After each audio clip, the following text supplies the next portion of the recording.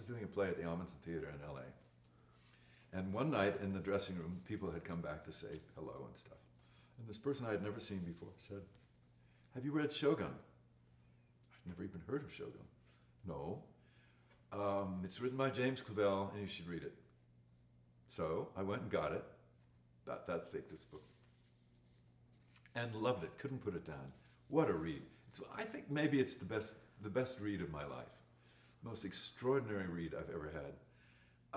And I called my agent and I said, "This has got to be a miniseries, and I've got to play Blackthorn."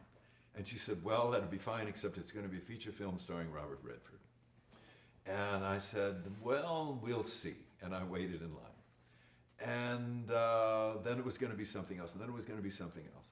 And finally, they were unable to write a 2-hour script for this incredibly long story. So it went to NBC, I think it was.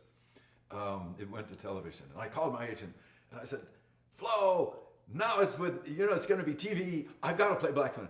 And she said, "Well, that's fine, Dick, but they want Sean Connery." And I said, "Well, I'm just going to stand in line here." And it turned out that Sean got a movie and was unavailable.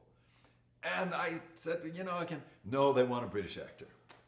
Well, luckily the network was on my side. And so Clavell had to see me, and I had dinner with him and Eric Berkovich, who wrote the script and was a co-producer.